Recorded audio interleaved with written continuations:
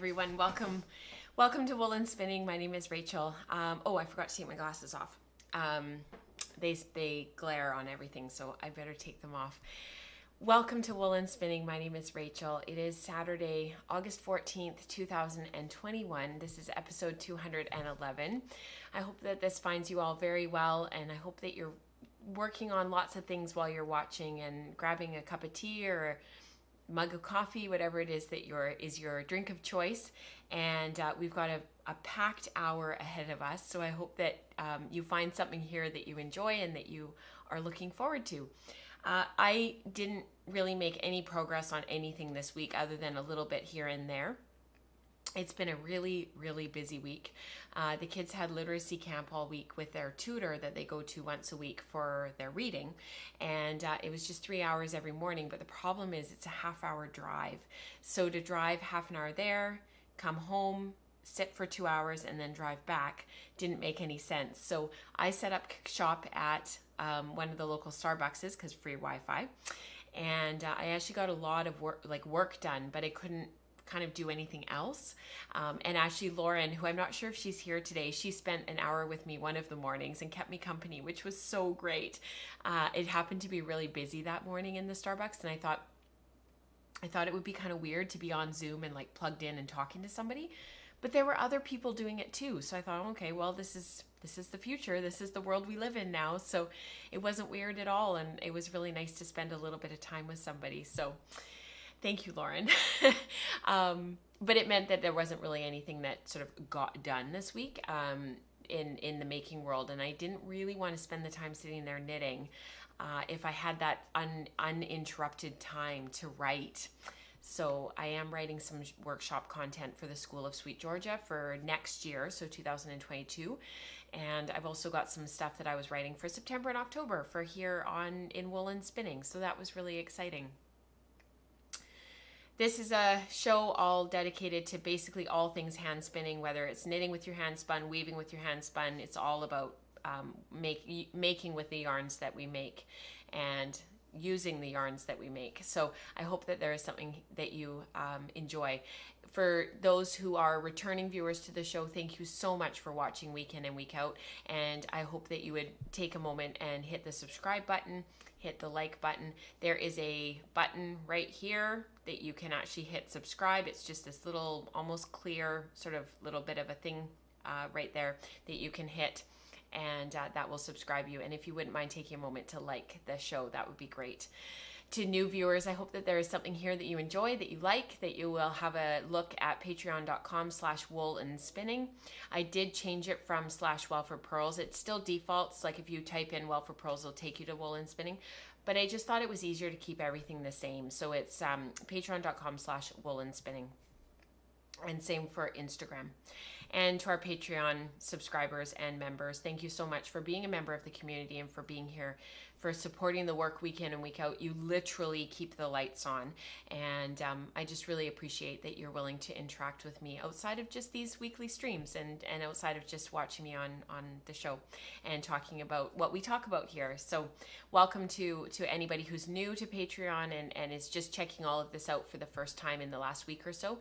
You are very welcome in this place. And I hope that you meet some other like-minded people that want to make as much as you want to make. So James and I got up this morning. It's been very, very smoky. We've got ash on all the vehicles. The sun is red. Many of us in the Pacific Northwest are dealing with this right now.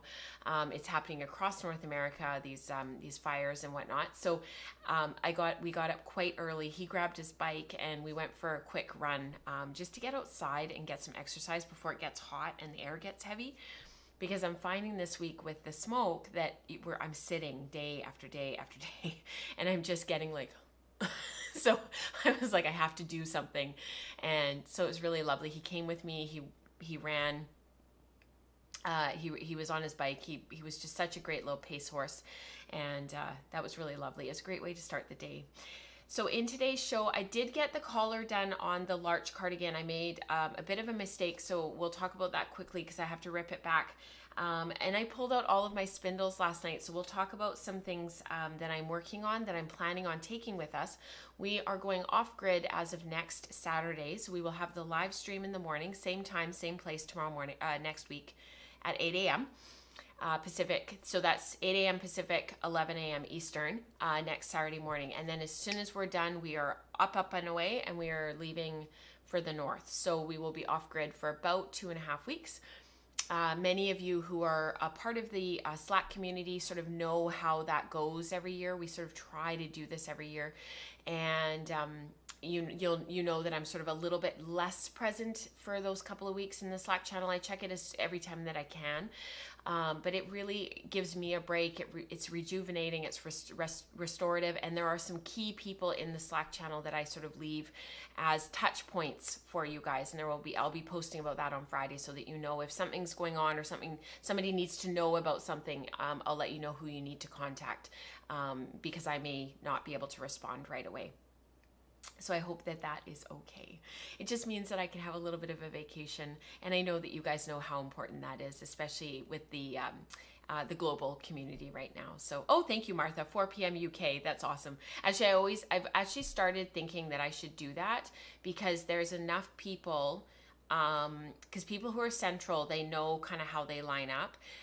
People who are mountain, they know how they line up. I guess mountain and central are technically the same. Or no, they're not. No, never mind. Scratch that. But if we do Pacific, Eastern, and UK, that gives everybody kind of an idea, because the majority of our people are in those 3 places. We also have a big cohort in Australia and New Zealand.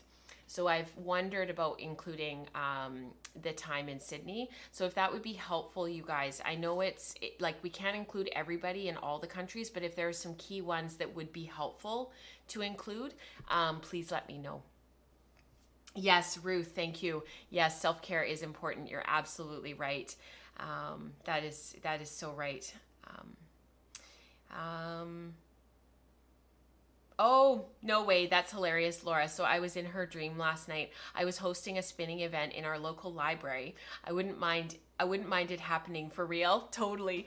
You could also visit our ICU, which is about 3 kilometers from our library. That's awesome, Laura. Where are you, by the way, Laura? Like, where in the world are you?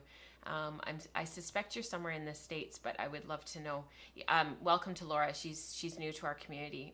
That's just wonderful. So I am feeling extremely spoiled this week. So it was a very busy week, but for multiple reasons. So the kids had their camp, and there's a lot of driving. It's 2 hours a day of driving. I also got to go out for dinner on Thursday night with Katrina and Felicia for the first time in about 18, almost 19 months, probably more like 19 months. And that was just wonderful. We had a really good chat, a really good catch up.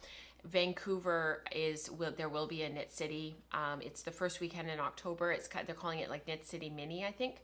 So we talked about that a little bit. I am planning on going. I will let you know if I'm going in the morning or the afternoon. They're going to do it in like, you buy your ticket for your time slot, and that's kind of when you have access and when you can go.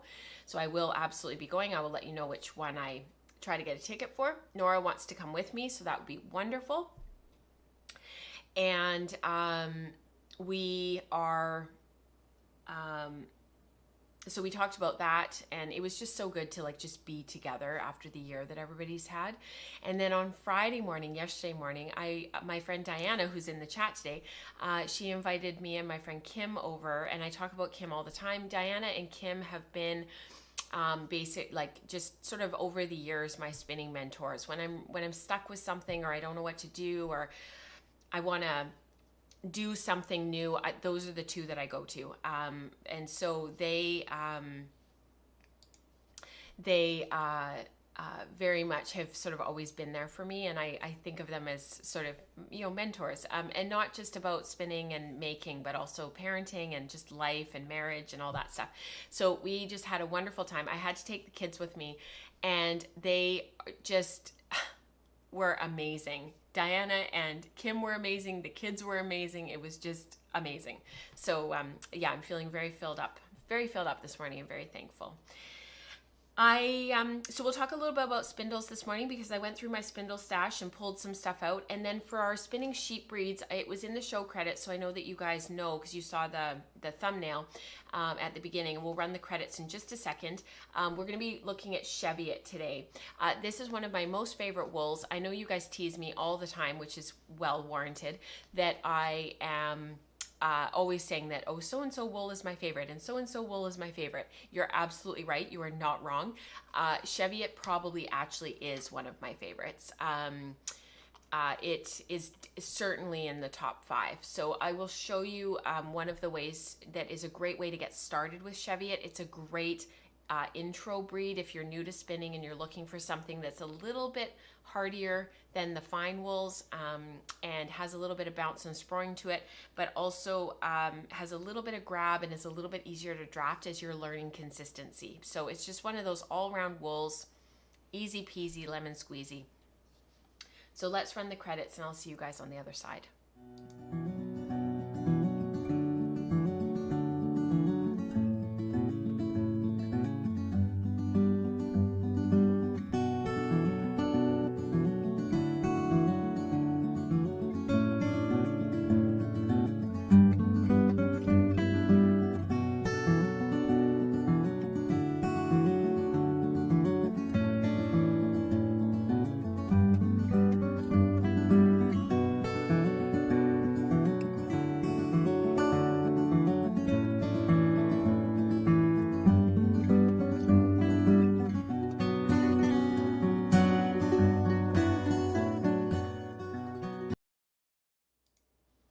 So the reason why I included those photos in the intro credits is actually because that sweater was Cheviot, or is Cheviot. It's still with us.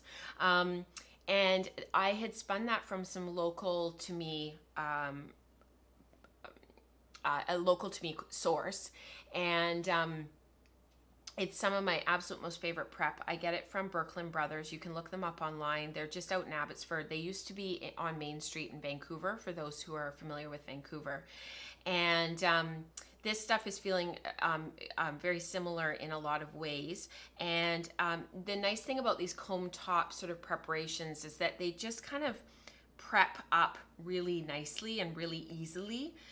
There's nothing really difficult about them. They just sort of, you can just strip them down, get some fiber, get spinning, make the thing, spin the thing. It's just very, very intuitive. You don't have to think about it too much. I'm just going to pull off a strip here. And then we can get to the wheel and get spinning. So I'll just pull this little bit. I just stripped off sort of one, like, probably about a third, and I'll weigh it out later and make sure that I have 2 bobbins of about an ounce each after the show, when I'm sort of being a bit more precise. So let's take this, and I am actually going to find there's a natural break in this right here where you can just naturally pull the top and strip it one more time. So I'm just going to do that, and just so that I have a little bit more. I really like working when I'm working with top and I'm not going to change the preparation. Throw it on the drum carder and blend it up, or throw it on the blending board. If I'm just going to leave it like this and I'm going to spin it as is, which is becoming increasingly uncommon for me, I tend to like about a finger width, and oftentimes when I'm spinning with fiber prepped like this now in sort of my current, the way that I'm sort of currently spinning, if you will. And I did this with my tunis that we were spinning yesterday on the wool circle. Later I went back and I loaded it onto a distaff. And so I keep my disc staves very close. I think I have one right here. I keep them very close. And I tend to, I'll actually put my apron on and I'll pivot so that you guys can see this under the camera. If there are any questions, please. Oh, you're in Finland, Laura. That's wonderful. Zan, I said easy peasy lemon squeezy, and she was like difficult, lemon difficult. Oh, Zan, you make me laugh. I just love your sense of humor. You're very dry. And Kelly said in the chat, she said Knit City, woolen spinning meetup at Knit City. Kelly, that is a great idea. Maybe we should talk about that and figure out something, because even if we couldn't do it right at the P&E, if some people were going in the morning and some people were going in the afternoon, we could maybe do something sort of that would overlap with both, sort of in the midday during the break. That is not a bad idea. So let's talk some more about what that might look like. So I am just going to go ahead and pre-draft all the way down. And I've got the other one here on the table that I've already pre-drafted.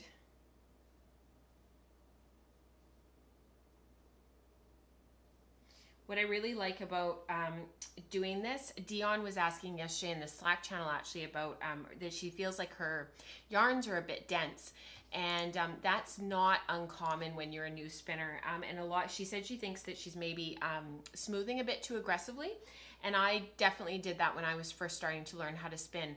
And one of the things that you can do to sort of prevent that a little bit, or sort of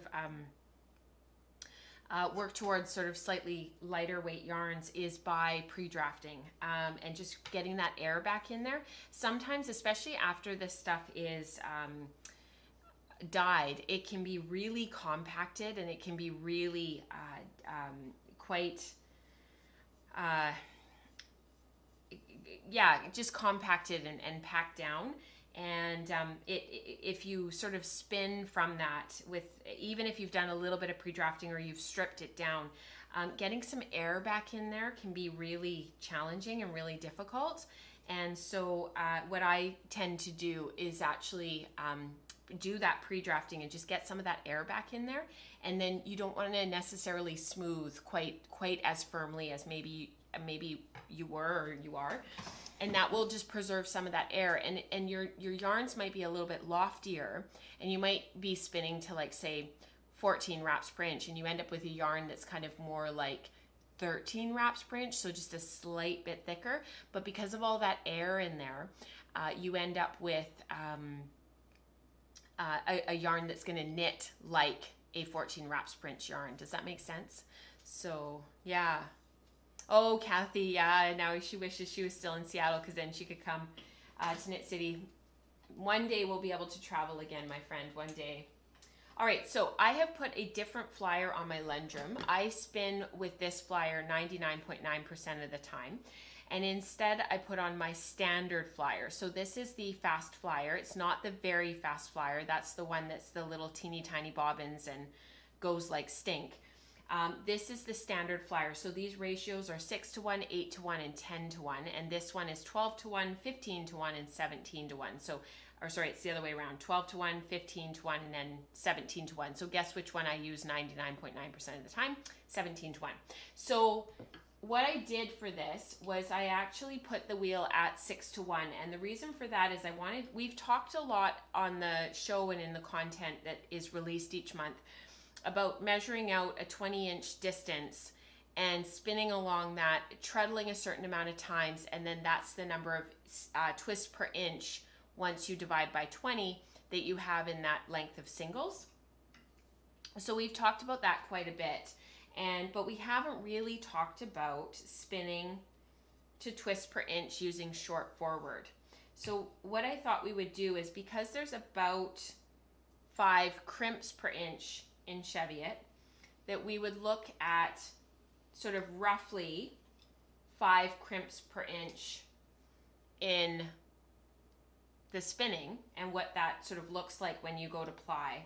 So as a place to start, I'm going to start at 6-1. The math is a little bit more complicated in this, because if you want to end up with a 5 twists per inch yarn, you've got to work your way backwards and figure out all of the yarn. If you ply to 3/4 if you ply to 2/3 of the ply twist, what do you want in your singles? So I thought, instead of going into all of that today, that we would instead just focus on making a really nice singles and a really nice plied yarn, where every time we treadle, we are drafting. So treadle, treadle, treadle, treadle, watch my left foot, treadle, treadle, my left foot is this one, treadle, treadle, treadle, treadle. And you want to give yourself lots of lead, so don't, as you're spinning short forward, you don't want to be working here. You see how my backhand isn't moving? It's not giving my forward hand, my drafting hand, any more fiber. It's not moving back. This is what starts to create inconsistent yarns, because there's less and less and less fiber to pull, and this gets tighter and tighter and tighter, your fiber supply, and there's fewer and fewer and fewer fibers there, and you don't have anywhere to go. So you need to keep unraveling your distaff, or continue moving that backhand back, so that you're constantly giving yourself approximately the same amount of fiber each time, and keeping that yarn really, really consistent. And my fiber supply hand is really just supporting the fiber. It's just holding it. It's not actually doing anything. It's my forward hand that's doing all of the work. And I find this way of spinning, at first it can be very, very slow, but you get faster as you go. And I'm talking, so of course I don't want to speed up too much, because I'll get out of my rhythm. Does anybody have any questions? Would you still use the standard flyer for spinning sock yarn in Cheviot? You know, Alex, that's a really great question. If I were to spin a higher twist Cheviot, and I was going for a 3-ply and I wanted a certain amount of twist in, I would really think seriously about spinning maybe at 10-to-1. I can show you what that yarn looks like in contrast to this yarn in just a moment. We'll take off a ply back test. It would just be slow, because you're adding twist. Oh shoot, I broke it. I wasn't paying attention. You're adding twist. You're doing short forward like that. Hang on, just let me get my thoughts together.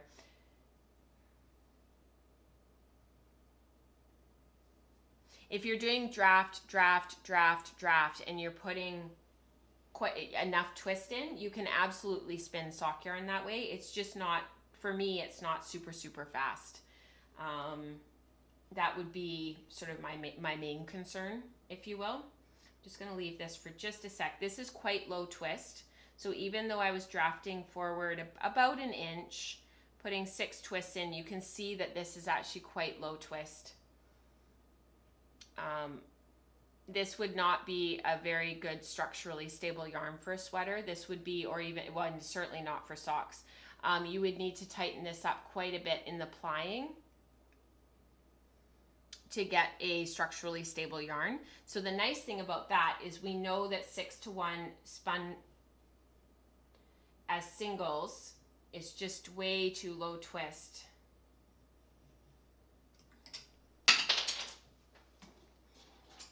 So let's go to down 1, and we'll go to, I think it's 8-to-1.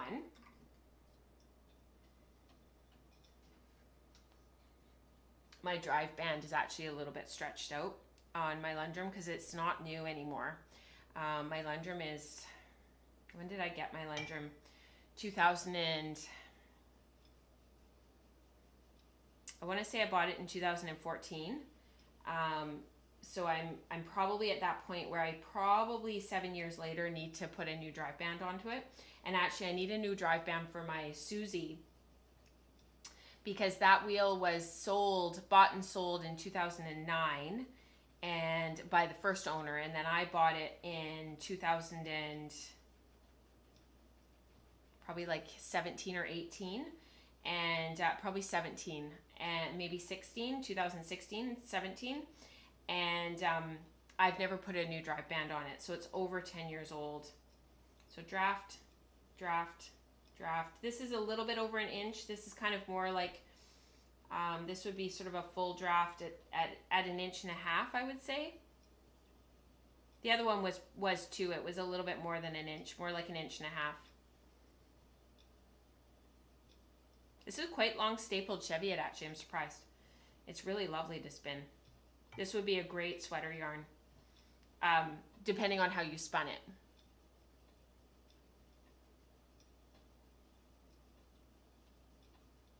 Yeah, you're absolutely right, Laura. She says, depends on your spinning style. A distaff would make me crazy, but I break the fiber when I spin.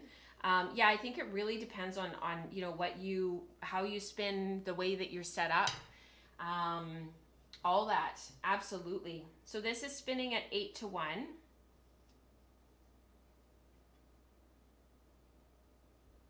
I love sampling like this. I could do it all day. I know some people, they find it really tedious, and I totally get that, but I really have enjoyed it. I really enjoy it. So that is spun at 8 to 1. So let's see if I can just, that's 8 to 1.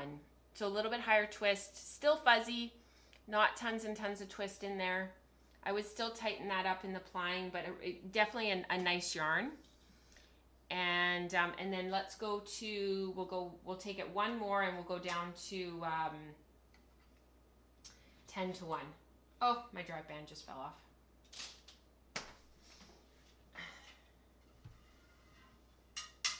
There we go.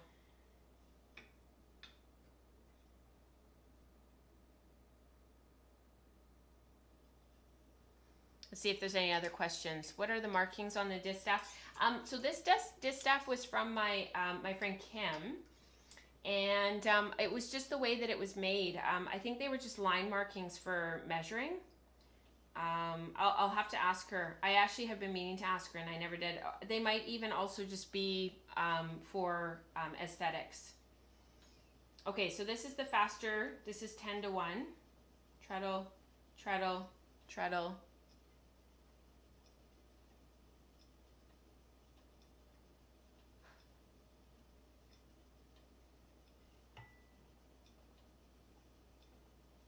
My uptake isn't right. It's not taking the singles. I'm like, why am I starting to default to continuous back? Oh, right. That's why. Treadle, treadle, treadle.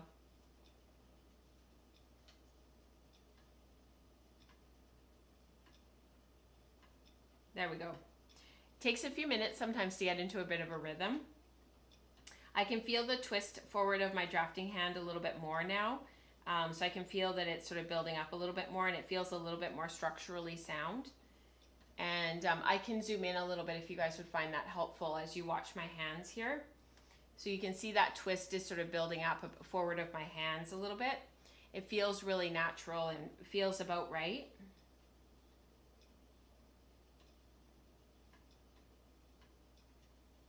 And you're going to create a slightly denser yarn by spinning short forward. You're not going to be preserving quite so much of the air. I am smoothing, but very lightly. The continuous back or short backward, you're going to get a little bit more air in those yarns. They're not going to be as consistent because you've got more moving pieces. All those things are things to take into consideration. So this is the the firmest spun of all of the yarns. And Tori says I'm pretty iffy about sampling. That's funny. It's, you know, it's just different strokes for different folks, right? So that is the 10 to 1. This is I like this one the best of all of them. So I'm glad that we went through sort of spinning and plying all of them. And I could do a very quick, so this was the first one, 6 to 1, 8 to 1, 10 to 1, all spun basically the same way, but you can see that as we get more and more twist in there, our yarn naturally gets thinner and thinner. It gets finer and finer. And of course this one, it's not necessarily that there's more fibers in there, it's just that there's a lot more air. So there's probably more fibers, but these ones are just more firmly twisted. So really, really fascinating, really interesting. And let's have a look at our last sample at the twist per inch. I think it'll probably be about 3 twists per inch. I don't think that it's going to be, I don't know if I can show you this on the camera. The camera might not be able to do this.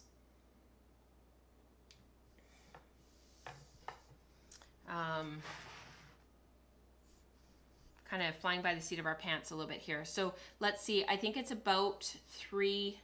So this is 1. I know it's hard to see. Maybe that's a bit better.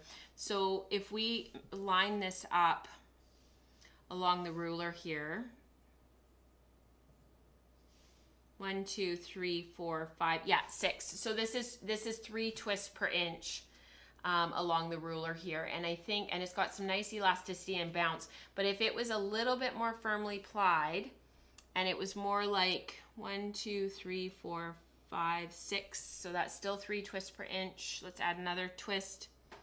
1, 2, 3, 4, 5, 6, 7, 8. So that now is a 4 twists per inch yarn. Come on, camera. Come on. Focus on me. Nope, it's not going to do it. So this now is a 4 twists per inch yarn, and you can see how different that is from the other ones. And look at that. It's got more elasticity, but it's quite a bit finer. And this will balance in the washing process, so it'll be a little bit less than 4 twists per inch, but just totally different yarn. Really cool to see. And you could tighten these ones up too. It's going to tighten them down, make them a bit denser, and then of course adding that twist takes it down and compacts it. It squeezes all of that air out of there. So yeah, super cool. We can do so much with our yarns, my friends, so much. All right. Does anybody have any questions? I love seeing the differences in the yarn samples. Oh, I'm glad, Kimberly. I'm happy to take the time to do that. It's been kind of fun this summer actually working through all of this sampling with you guys, like doing it in real time. We've talked about a lot of different stuff, and we've talked about, yeah, we've really covered a lot over the course of the summer. So yeah. I feel like I'm cheating and having you do the sampling for me. That's so funny, Alex. Totally.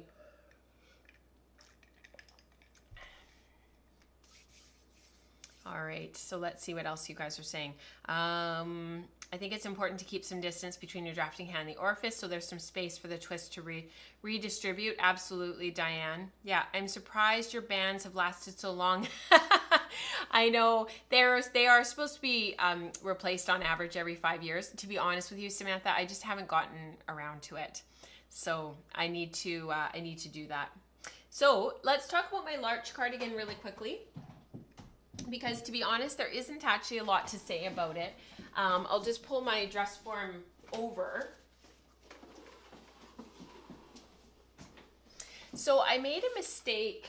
I've knit this before, so I think sometimes you get a little bit overconfident and then you sort of forget that, oh, wait a second, you haven't knit it for about 10 years. You actually probably should look at the pattern and actually like read it, not just look at it.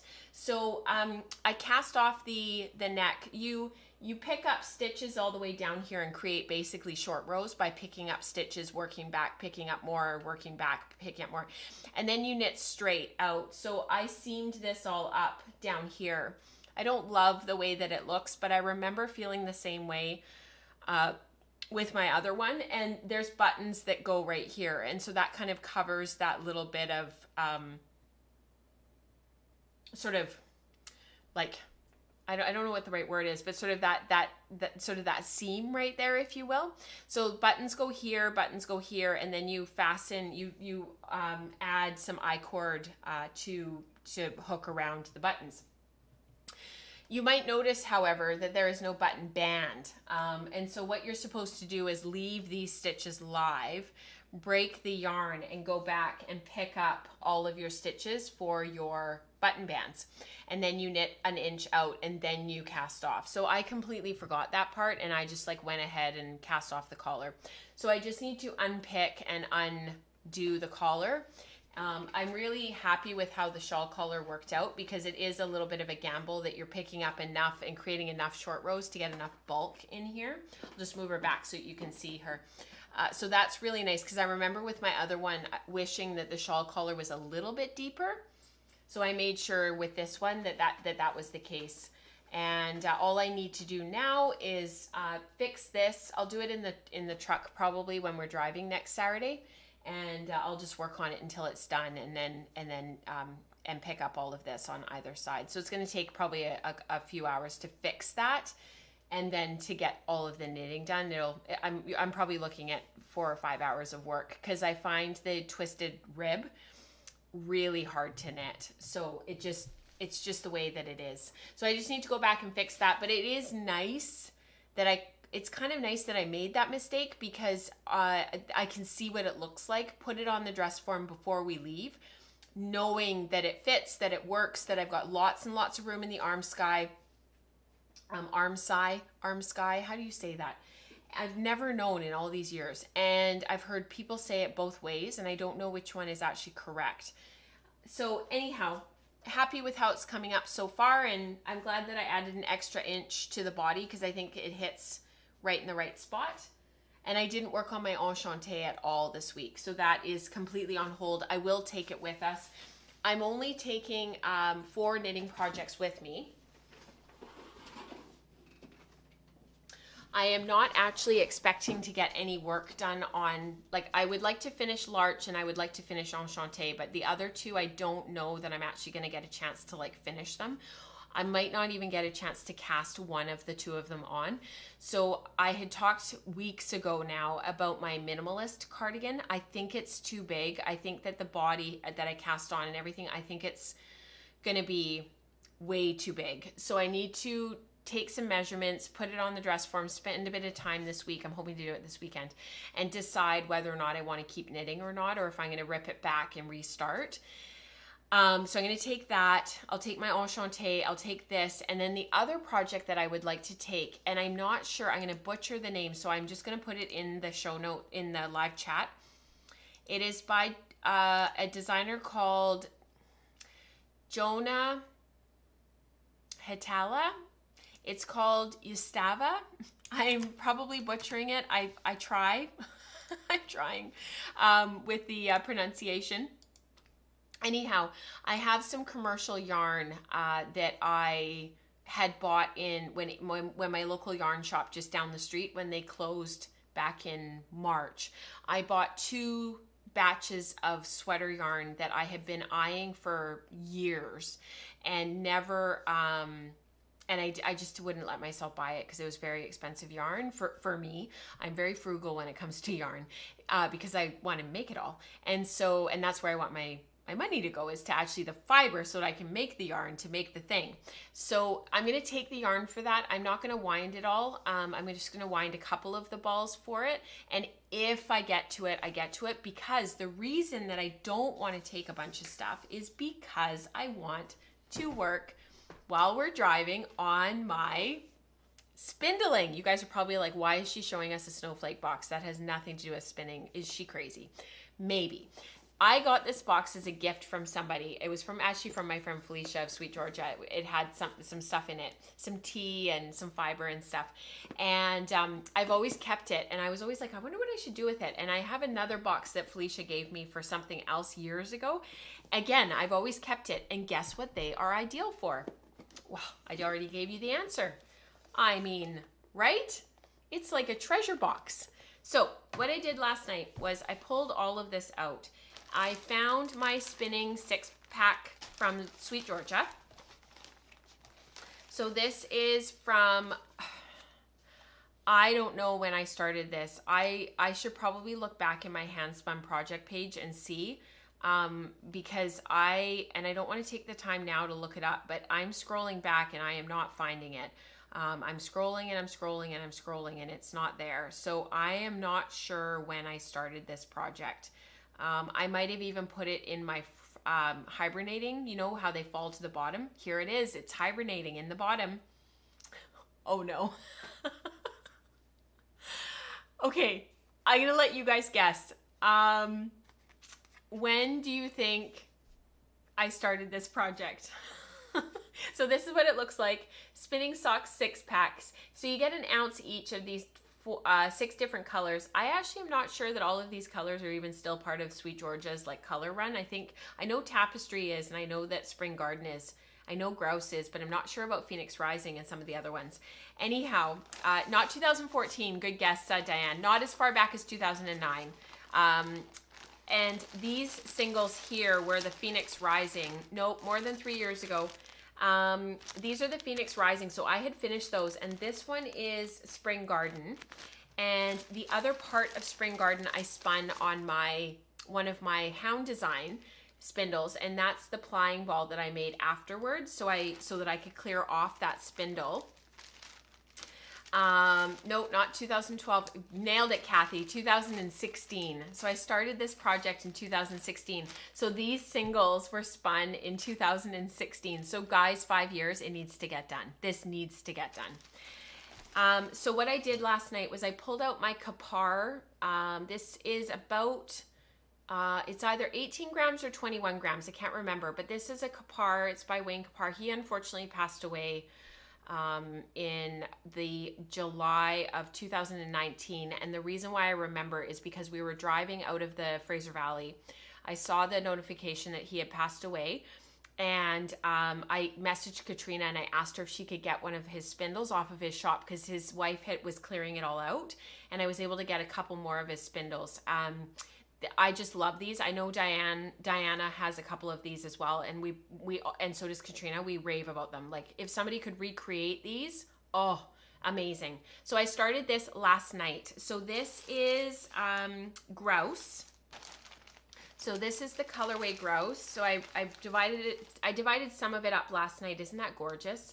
And the one that I have left to do is shipwreck. So I am not coming home from the north. I am not coming home from Liard until, for those who know Northern British Columbia, we are going to Liard. I am not coming home until this is done, okay? I have 2.5 weeks to get this done. I am really excited about it. So that I started last night to just get it going. I pulled out a whole bunch of spindles so that I could just skip around on all my spindles. I'm gonna pull a Diana and I'm going to, I know I'm such a slacker, right, Dorothy? Yes, right? I'm going to just, like when I get sick of spinning on one spindle, I'm going to pivot to another one. And when I get sick of that one, I'm going to pivot to another one. The other thing I'm working on for something totally different, I pulled out, this is another Kapar. This is slightly bigger. This is 30 grams. This was my first Kapar spindle, actually. Isn't that beautiful? I remember when I bought this on Etsy, I remember thinking, I cannot believe I'm spending this much money on it, on a spindle. And then I received it and I was like, I will never get rid of this spindle. It is one of my absolute most favorites. It's 30 grams. And I am going to spin Best Laid Plans, you guys, Best Laid Plans, our current breed and color study on spindles. So that is what this is. It is some really dark brown, almost black Jacob. And I started that and I was working on that. And I'm just gonna do a little bit at a time. So I've got just a little bit of it here, all prepped and ready to go. And I'm just gonna kind of plug away at that. And then the other thing that I'm working on that I'm super excited about. So my friend Kelly gave me this, I'm not sure if Kelly's here today actually, gave me this really cute little llama dish. And I've been keeping my earrings on it. And I know when she sent it to me, she wrote in the note that, you know, maybe it could be a little spinning bowl, maybe it could be a little jewelry bowl. And I thought, you know, that would just be great for a spinning bowl, but my goal has always been to become a support spindler, but it's not been something that has really been a priority. And so last night I pulled out one of my Tibetan spindles. And I actually can't remember who the maker is for this, so I will figure it out after the show and I will post it. I know it's a maker in the UK and it might be, it's not Nitty Naughty, but it might be Nitty Naughty actually. Let me just look it up. Nitty Naughty UK spindle. It is Nitty Naughty UK. So I will put the link in the live chat right now, so that you guys, I know that this shop had been recommended to me years ago by my friend Becca. So, and I don't think Becca's here today. I see Jenny and Dorothy, but I don't see Becca. So anyways, I bought 2 of these and this is the one. Anyways, this little bowl is just beautiful for this, but I would like to get a little pottery bowl, like a little,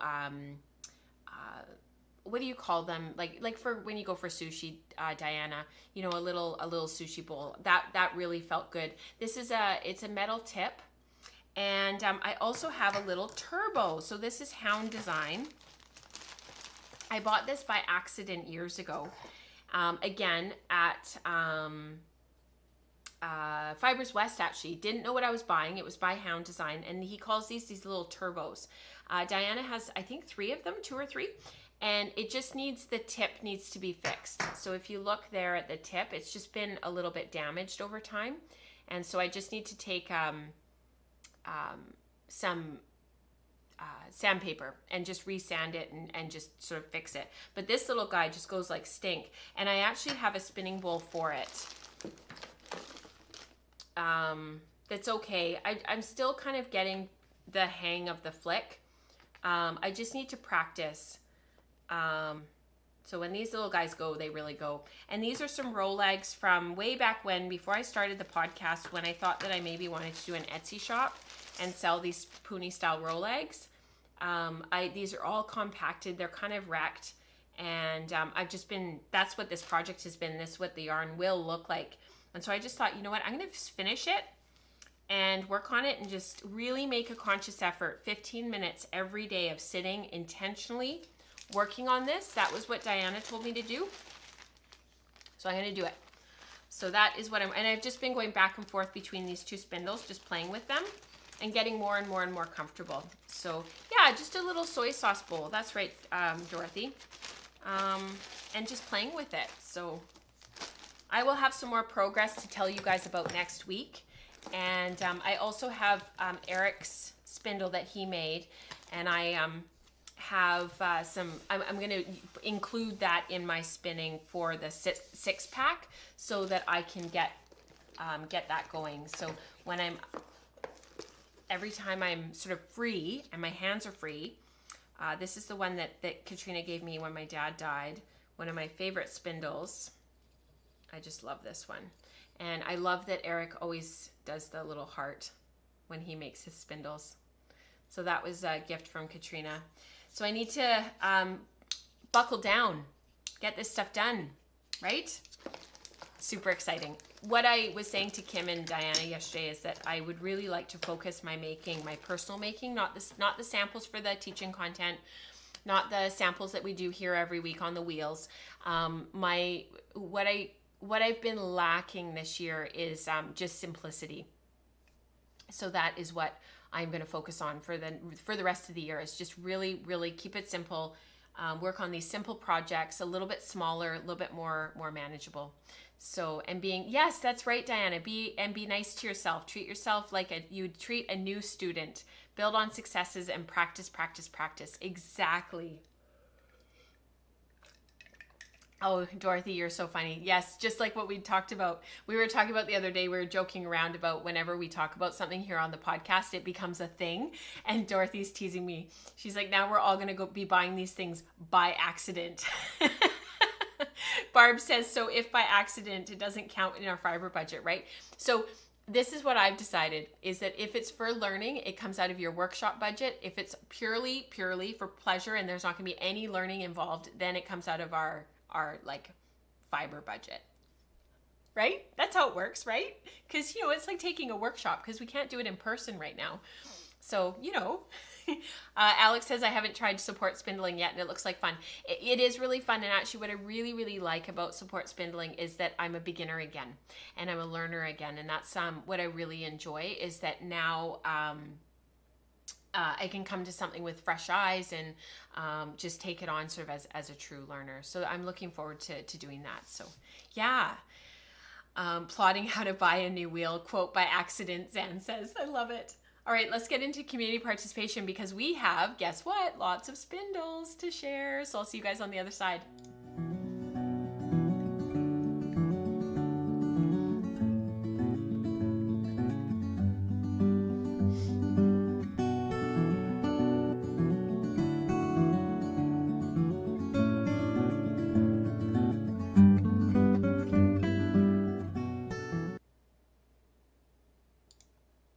I was just reading what Diana wrote. She says, I have an R&D budget, research and development. It's important. That is actually not a bad idea because a lot of the things that I talk about on here is actually really, it takes time to sort of develop your ability to sort of speak to these things with any kind of sort of knowledge. And it's really, I'm finding more and more that it's really important to just, we talk about this all the time during this portion of the podcast when we get into community participation. It is so incredibly important to play. And talking yesterday with Kim and Diana, I think part of the reason why I have come through a lot of what's been happening this last 2 years, because it's really just over 2 years that things in sort of my non-podcast life have been challenging. My dad got sick, and then we went into the pandemic. My sister-in-law's mom died unexpectedly, and then it kind of all just pandemic. And being an ICU nurse, I think and so being front lines with the COVID stuff, I think one of the reasons why I've come through feeling, I've had ups and downs. I've had weeks where I've been like, nope, enough is enough. I need to just shut the world down and hermit, turtle. I think part of the reason why I really am feeling hopeful and I'm feeling really positive is because I get to spend time with people like Diana, like Kim, like Felicia, who have this really incredible ability to play. They work hard and they take their making very seriously. But like many of us in our community, because our community has really grown a lot, and there's a lot of new faces in the last 2 years, but we all have sort of come forward with this spirit of play. And I think that's one of the things, is having that ability to kind of tune it all out and spend some time kind of just processing on almost like a subconscious level in the spirit of play and just playing with this stuff. It just makes me feel really invigorated and hopeful.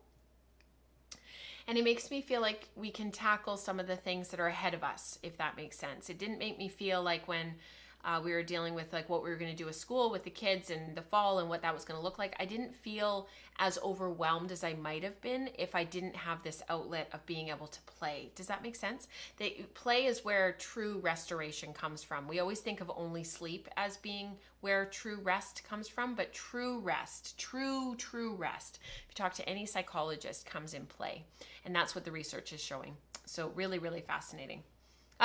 Diane. Okay, so Diane, I need to move to Bend, Oregon then. Here in the US, R&D is a tax write-off. I'm sure it is in Canada too, but I'll have to research that.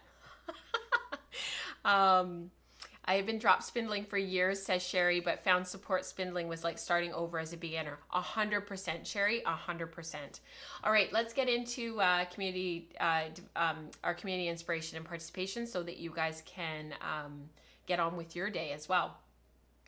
All right, so this first one is breed and color studies on our Shetland. So this was our last study, and I have a really fun thing that I'm going to talk about when we get to Spindle Spun Summer. So I'm glad, Linda, that you just mentioned about Spindle Spun Summer. So when I get to Spindle Spun, remind me that I have something to tell you guys. So breed and color studies, our Shetland study just finished at the end of June, and people were still working on their stuff. So I do encourage you to keep sharing photos and keep sharing what you're working on so that we can continue to share here and inspire and learn. So this is from Sarah, and Sarah has been on Wool and Spinning Radio a couple of times, and she is an absolute sweetheart. I don't think that she's here today. She's semi-local to me because she's just down in Washington in Spokane. I think it's Spokane. And I saw this and I saw her smile and I saw the colors and I just thought, Sarah, you absolutely nailed it. Nailed it. So let me share her photos. This is her breed and color. Like, look at that. Do I need to say anymore? Her smile, her dog, the whole thing. It looks amazing. I love her shoes. So Sarah says, I finished my Velour sweater in our Shetland breed and color study. If you are not familiar with this sweater pattern, it is an Andrea Mowry pattern. A couple of weeks ago, I managed to grab a few pics of it today since it was only 65 Fahrenheit or 18 Celsius instead of 100 Fahrenheit and 38 Celsius, which is what we've all been dealing with up here. I really like how it turned out, but it was the slowest cropped and short sleeve sweater I've ever knit. 100%. I completely agree with you. Yardage, gauge, size, and sleeve details are on my Ravelry project page eventually, but feel free to ask if you want any info. Sarah, amazing. Linda says, love it. So good. She also says play and creative activities are so important for renewal. Absolutely. Oh, Sarah, you just nailed this, and it looks amazing on you. Sarah, that color management is amazing. I love your project, says Megan. Actually, it's funny because when Sarah posted this, I actually thought of you, Megan, because it's just right up your alley. Like, this is 100% a Megan project.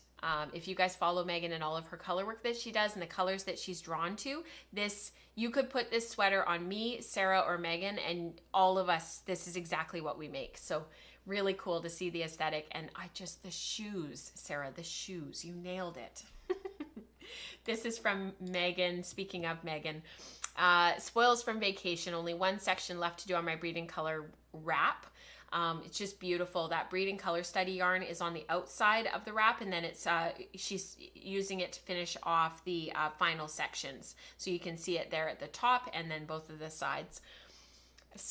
She spun about 400 of her 700 grams of Corriedale on her Hanson. That's the green there in the middle.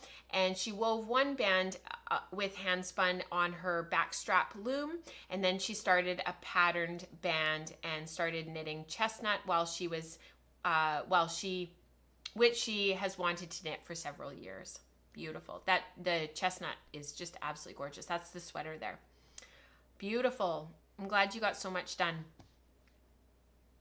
All right, breeding color studies.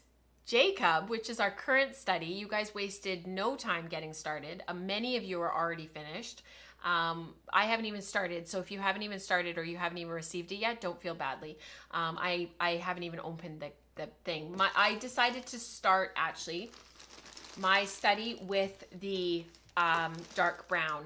My problem with my study and what I'm struggling with is I don't have it right here because I pushed it off to the side because I'm going to take it with us on our trip in case I get to it.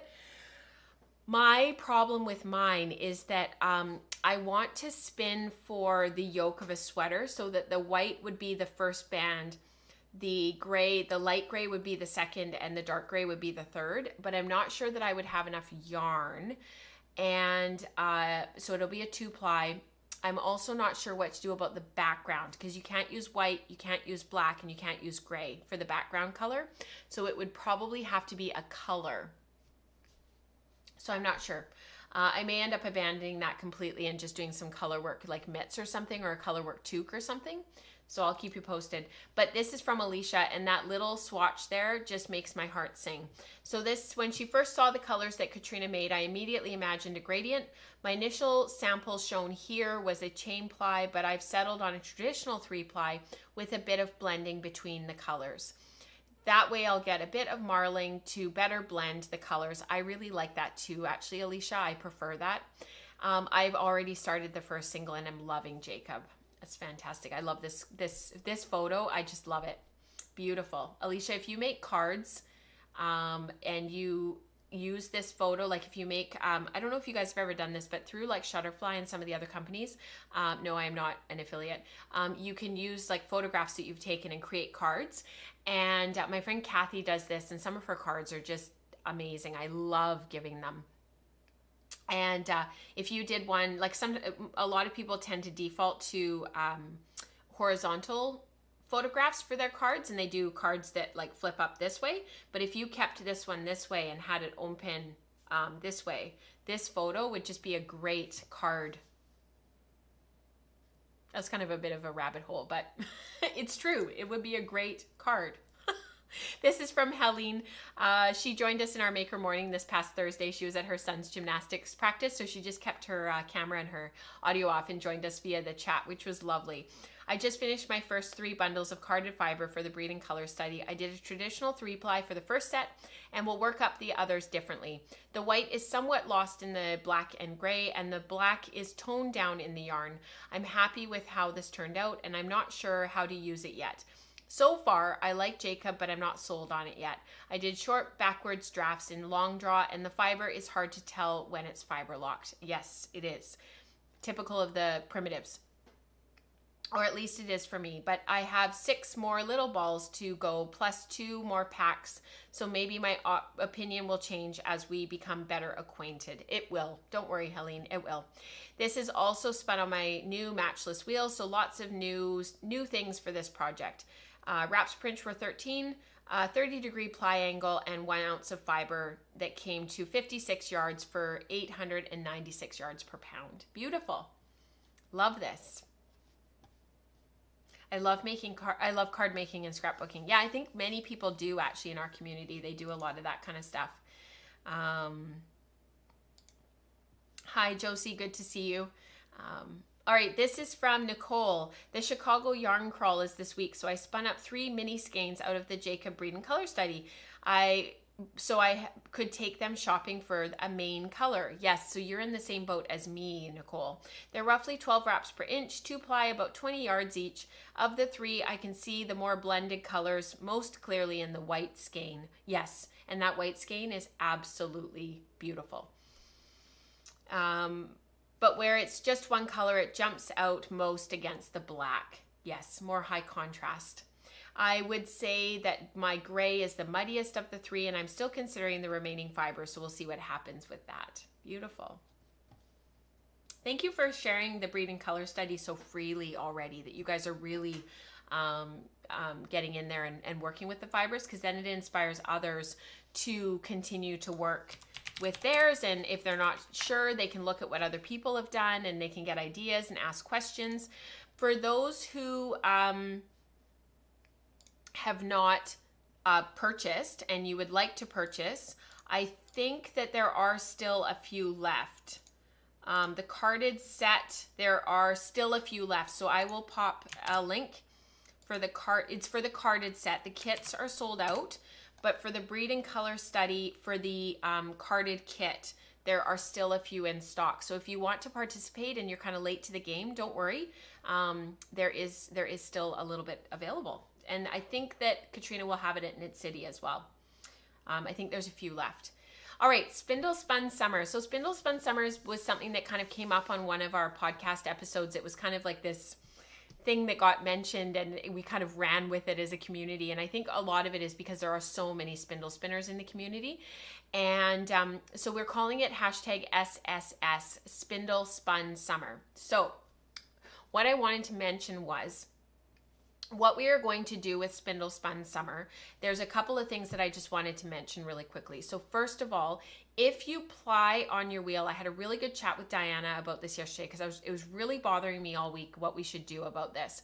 And Diana was a great person to bounce the ideas off of. And so if you ply on a wheel, so you've spun your singles on your spindles and then you go to ply on your wheel, the plying yardage doesn't count, okay? So the way that yardage is counted is you get, if you spin a 300 yard skein, you get, and it's 2 ply, you get credit for 900 yards of yarn, because you basically did 300 yards 3 times. You spun your first singles, you spun your second singles, and then you plied. So 300 times 3, okay? If it was a 3 ply, you would multiply it by 4, because you spun your first singles, your second singles, your third singles, and then you plied, okay? So 300 would actually be 1,200 yards of yarn that you would get credit for. If you ply on a wheel, you do not get credit for your plying yardage. So your 300 yard skein, instead of 900 yards, becomes credit for 600 yards of spinning, okay? Because otherwise it's not fair, because some people are spinning and plying on their spindles, and some people are spinning their singles and then plying on their wheel. Both are totally fine. Don't interrupt your workflow for changes in your workflow and what you do, but let's just give credit where credit is due. It is supposed to be spindle spinning, right? So if you ply on your wheel, which I'm probably going to do for the majority of my stuff, we just won't count that plying yardage. So instead of 900 yards, you'll get credit for 600, okay? Clear as mud. The other thing is, I really, really wanted to find a way to pivot into another along after we're done our Spindle Spun Summer, because I think that Spindle Spun Summer has been so successful, and we've really, really enjoyed it, many of us, and it's really reignited my love of spindle spinning, that I would really like to keep going with it. So what we'll do is we'll do Spindle Spun Summer again next year. Same thing, it'll be the summer. We'll start it on whatever the first day of summer is in June, and we'll take it to the evening of the autumnal equinox, and we'll do that again. The rest of the year, what I would really like to do is sort of host a Now I'm going to try to get this right. Spindle spun sweater spin. So when you're spinning your yarns, you will pivot into afterwards. So we'll do spindle spun summer, and then we'll go into spindle spun sweater spin. So SSSS. And we'll keep that going for the rest of the year so that you can use your yarns in some garments throughout the year, and supporting you guys in sort of those yarns that you're trying to make that would be able to then translate into some sweater spins, because I know that often for people that's a bit of a mental jump to be able to do that. I hear often, and I'm always surprised when I hear it, but I totally get where it's coming from. My spindle spun yarns probably can't withstand the wear and tear of a sweater. You would be amazed at what your yarns can withstand, whether they're spun on the wheel or spun on a spindle, it doesn't matter. So we'll be pivoting into that in September. Yeah. All right, so Josie shares her spinning. This is just beautiful. Progress on her Hello Yarn Falkland, this colorway was called Buddha, and it is so fun to see the color progression. I am getting faster making a fancy turtle too. Your turtles look absolutely beautiful. I need to, there was an article, somebody had posted an article about how to wind their cops to make them look like this. And I need to look it up and look up the tips, because when I used to wind my cops like this, I would find it would all come off in layers and it wouldn't come off nicely. But people, there's different ways of doing it so that doesn't happen. And I need to look up the article that somebody had posted in the Slack channel about that. So beautiful spinning, Josie. This is from Crystal. I just love this little spindle. I have recently added another Woodland Handcrafts Super Spindle to my ever-growing collection of spindles. As soon as I saw it, I was like, here, just take my money. Totally, Crystal. I would have been the same way. It's hard to tell, but there's an owl hidden in the little hole. Isn't that cute? So cute, right? Here is it alongside my other Woodland Handcraft spindles. I finished spinning all the singles on the one on the right this past week. I've been winding them off into plying balls as I spun them, which I highly recommend for anyone who's just getting started with spindle spinning. It makes it super easy to ply without having to buy more spindles or a spindle cake. Yes, Crystal, yes. That was something Diana really ingrained into me. Wind it off right away and get it into a plying ball. Just plop those suckers in a bowl and ply away. And of course, my inaugural spin on my newest acquisition. It just spins and spins and spins with the gentlest of flicks. It may be my favorite of the bunch. The fiber is a gradient set of merino angora bamboo from Cedar Hill Farm that goes from cream to a pale salmon pink. Those are totally your colors, Crystal. I have 2 of these gradient sets. My original thought was to ply these together, but then thought it would be better to spin each roll leg separately for 2 matching sets of mini skeins to be used in a pair of mittens or gloves. I think that's a great idea. I love that salmon. However, these roll legs are spinning so fine that mittens and gloves are probably an ill-advised choice of pattern. I feel I'm at an impasse, so I'm going to put it on the back burner while I reassess how I want to spin this. I may go ahead and spin the cream in the other set on my acorn spindle, but that's about as far as I feel comfortable moving forward with it. I'm including a pic of one of the gradient roll leg sets in case you might have some suggestions or insights to give me some direction. You could chain ply it, Crystal. So you could take those plying balls when you're done and chain ply them on your wheel, and that would thicken up the yarn slightly because it is very fine. You can see it at the top here in this photo. I think that actually would be maybe the way to go. It would keep it super clean in terms of your color transitions, and you would also have a slightly thicker yarn to make your color work, your mittens or your gloves out of. You're going to end up with like an absolutely beautiful yarn. The other thing you could do is put it together in a shawl. So what you could do is have your gradient go from the salmon through to the cream and then back through to the salmon, and you've got like a really beautiful lace shawl. And actually, if you search, I'll send you a link on Spindle Spun, on our Spindle Spun channel on Slack, and if I don't, just send me a note to remind me. There's a couple of hand spun gradient lace shawls that were like vintage Ravelry. So when you search the hand spun, they come up because they have so many favorites. They're right on the first page. the gradients are so effective. So definitely something to think about, Crystal. Beautiful spinning, Crystal. This is from Cher. Picked my Turkish spindle back up, several more ounces of this fiber to go, and I think she's plying on the fly. Beautiful. She's doing some chain plying there. Really fun colors. Thank you for sharing. This is from Linda Sue.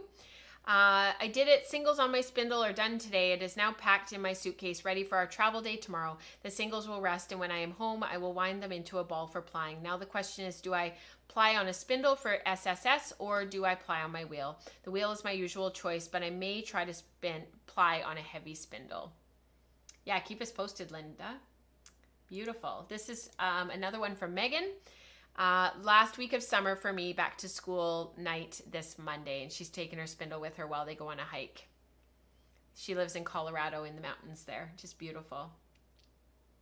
This is from Ruth. I love these colors. I keep working on this on my Lil Schneider 13-inch Turkish spindle. It's great for using different muscles when I get tired hands from knitting socks. It also gets me standing more. I'm about 220 grams into a 340 gram spin. Counting plying yards, ply on the fly, I'm spun about 1.8 US miles so far, 2.9 kilometers, only one more mile to go. Amazing, Ruth. Beautiful. All right, this is from Laureline. Laureline says, having fun spinning my Jacob. And she's working here on her Allen berry, on her carving. Really, really beautiful. This is from Angela. Oh shoot, where did Angela's go? Found some time to get back to my spindles again, but of course, rather than working on one of the projects I'd already started, somehow I managed to pick up my support spindles and start something new instead. Isn't this beautiful? And all those spindles lined up. Zan says I have a Turkish by Schneider spindles that it has never had fiber on it. You'll have to pull it out. This is from Mary Jo. Yesterday I combined two of my favorite activities, the garden and fiber. Today I finished yesterday's spindle and then started on a different spindle. I am trying to spin with the spindles that mostly sit in a jar in the wheel room. I have 3 spindles that I tend to always grab when I want to spin, and then that dusty jar. I am trying to figure out why I have preferences. Do you have preferences, and why? What a great question. Hi Dana, welcome. You're not too late. So tell us why you have, why do you go for the spindles you go for? This is from Laura. After 6 weeks, I've spun about 100 grams of superwash merino on each spindle. I'll let them rest for a few days before figuring out how to ply them. Beautiful. Those are full spindles, Linda. Full spindles. Oh, that's good to know. The Schneider spindles, the salamanders, they are very sweet and work so well. I really like his steampunk, so I would definitely purchase some more of his spindles if I had a chance. This is from Suzanne. I spun the most yardage on a spindle I have ever spun. It was amazing to see how easy it is to get yardage by just taking around a spindle on trips and visits to family this summer. Absolutely, Suzanne. This is Romney spun on my turtle-made Turkish spindle. I have about 150 yards of worsted weight yarn so far. I love the Spindle Spun Summer Challenge. It has really gotten me into spindle spinning for the first time in my over 10 years of spinning. That's wonderful, Suzanne. I'm so glad to hear that. This is from Lulu. This color, it just makes me want to keep on spinning. Absolutely. Beautiful spindle too. We have quite a long show today. I'm surprised how long we've been going for. Great question. Why do you love that spindle? I do the same. I grab the same spindles over and over again. Oh my goodness, Linda, this bracelet is getting huge. Way more on the spindle than I thought. Yeah, be careful that you don't overload yourself and end up with a tangled mess. Can you post the vintage lace, Ravelry lace? Yeah, I will do that. I was going to post it in the Spindle Spun Summer thread so that anybody who is interested in seeing some of those old projects on Ravelry and how to get to them, I will definitely do that for you guys. So this is from our Luxury Fibers Along. This is from Elise. She's been working on this blending baby camel, merino, and mulberry silk bats for a sweater project for my sister who spent time living in Africa. I know it's a different breed of camel there than we spin, but she doesn't mind. This project has taken so much sampling to find just the right blend for it. The swatch is knit in a 3-ply, probably heavy fingering weight. That bat is just beautiful. Looks amazing. So it sounds like she's had to play around with the percentages a little bit to get that knit swatch that she really likes. This is from Samantha. It's my first foray into the luxury fibers category. This fiber popped into Santa's basket when he was buying me a jumbo flyer for my Ashford at Christmas. Santa's amazing, isn't he? I have not dared try spinning it until now. It's a 50-50 camel silk from Adelaide Walker. It is a dream to spin.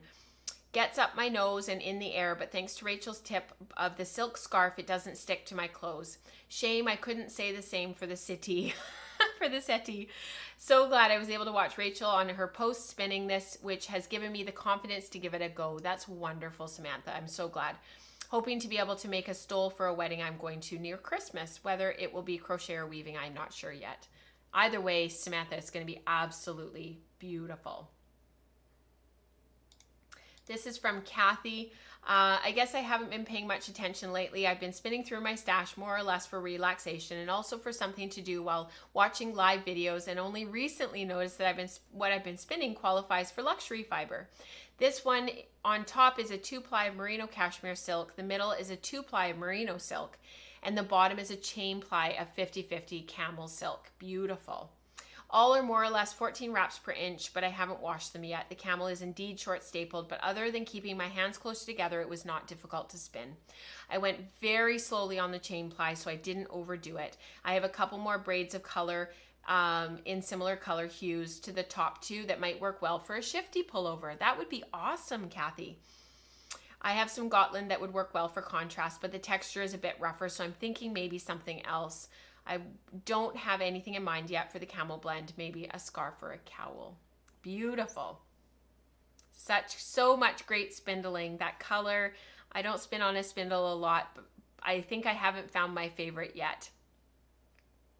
Santa rocks. He gets you presents even if it's not even if you're not Christian. Yeah, he's secular. He's very, very generous. This is from Iris. I finished my Polware silk spinning. I aimed to spin as thin as possible and amazingly created lace weight yarn. The 2-ply skeins are 108 grams and 693 meters in total. I had a little leftover singles on the bobbin and practiced chain plying with it. Isn't this photo amazing? Isn't that beautiful? In addition to being the most consistent and finest yarn I've ever made, so far, this skein also gets the award for being partly spun at the greatest place ever. I had our mini spinner on our sailing holiday, and one day I walked to the hill on one of my favorite islands in the Finnish archipelago, Jermo. I just love the place and the scenery. That's amazing, Iris. Thank you so much for sharing photos as well, and not for just telling us about it, but for actually showing us, because we're so visual. This last one is from Dear Martha. This was a really great one. So this is all part of play. The creation of something new is not accomplished by the intellect, but by the play instinct, by Carl Jung. Martha says, this is a really good question. Just finished this 3-ply superwash merino skein, and I'm so pleased with it. The colors make me so happy, and I'm really quite proud of how consistent it looks. I think it's 13 to 14 wraps per inch, but can anyone input as to if I'm wrapping too loosely? So this is a great question, Martha, and one of the things that I would recommend is the way that you wrap and the way that you do this, you just need to be really consistent. So do it the same every single time. I have quite a few different wraps per inch tools to measure my wraps per inch, and all of them are a little bit different. You're using a ruler here. So one of the things that I would recommend, and I actually don't have any yarn right here to share with you and to show you, is when you're wrapping, just make sure that you're really just laying the yarn down next to itself, so you're not pulling it tight or wrapping it around really super tightly. So when you're holding it, you don't want to be like pulling it like this. You want to actually just lay it down and then wrap it up and lay it down, and keep that yarn right next to itself, and then lay it down, just really, really, really gentle. The thing is that the way that you wrap a ruler or a wraps per inch tool is going to be the way you do it. and the way that somebody else does it is going to be a little bit different. So you need to do it the same way every time yourself, and only compare your wraps per inch to your own yarns and your own way of doing it. It's not like a universal thing that is really super useful to begin comparing with other people. There's a reason why the Yarn Council has like a standardized thing, but when it comes to hand spinning, it's sort of a bit of like throw it out the window, because our grist tends to be different. The fibers that we're using tends to be different. You get into a blend and that changes your grist. And then of course that affects your wraps per inch. So you can have really super high grist and make this really, really lightweight, super airy yarn, but your wraps per inch is like 14. So then technically that yarn would be lace weight, but like you've got a sport weight yarn. So don't just compare against your own stuff, and just make sure you're wrapping the same way every single time.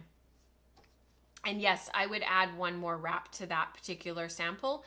You're probably looking at a solid 14 wraps per inch yarn, which is fantastic. Well done. Okay, everyone, we have talked for a very long time. It's been almost an hour and a half, so I am going to say goodbye. I hope you guys have an absolutely wonderful rest of your week. I will see you next Saturday.